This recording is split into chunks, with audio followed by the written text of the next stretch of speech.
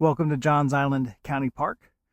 Join me in my meditations on Matthew 19, verses 1 and 2 as I play some disc golf and seek to glorify the Lord for His word, for His world, for His Redeemer.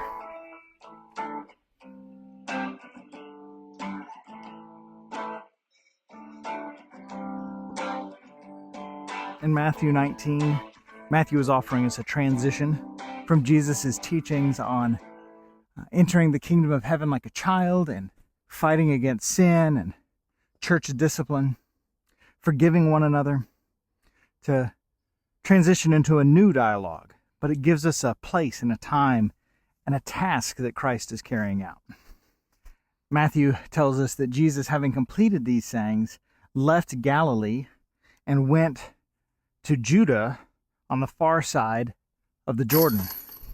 If I understand my promised land geography well, which let's embrace it, maybe I don't, Galilee is in the north part, and Jesus is taking the customary path down to Judah and Jerusalem by going outside of the promised land to avoid Samaria.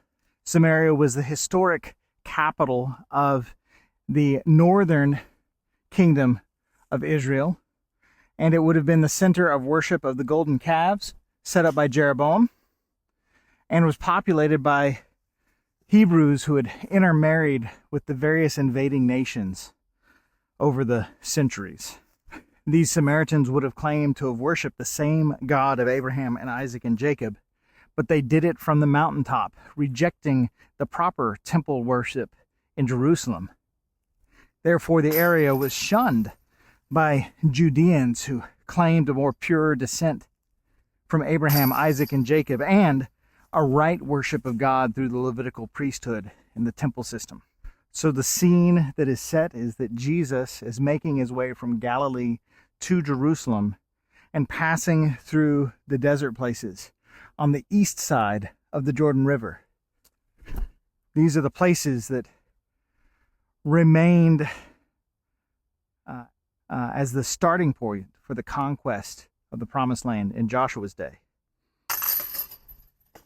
It's to this desolate and out-of-the-way place that Matthew tells us large crowds followed him. Crowds stemming from Judea and Samaria and Galilee, no doubt. Without any fanfare, Matthew tells us that with these large crowds following, Jesus healed them there.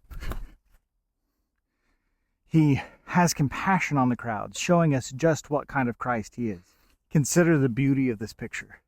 People in desperate need are following Jesus to wild, desolate places, the middle of nowhere, in between point A and point B. Is this not the childlike desperation described in Matthew 19? And how does Jesus respond to these people? He heals every one of them. What does this show us about Jesus? It shows us that he's worth following, even if it takes us out of our comfort zones, away from our home, into the wild places. He is still worth following. The promise demonstrated here is that Jesus will heal our greatest need when we follow him. The need for forgiveness of sins, to be set free from sin and death, and to have a right relationship established with the living God. So may we see the kindness and compassion of Christ and follow him all our lives. This is how I hope we would respond to this simple passage. Because the truth is, it doesn't matter where we're from, whether we're from the outcast tribes in Galilee or the polluted half worshipers in Samaria, or those who grew up knowing the truth. When we come to Jesus, we will be healed. So let's rejoice in Christ who saves. Let's meditate on his word, and I hope that you'll join me next time. And don't forget to enjoy the world that he's made.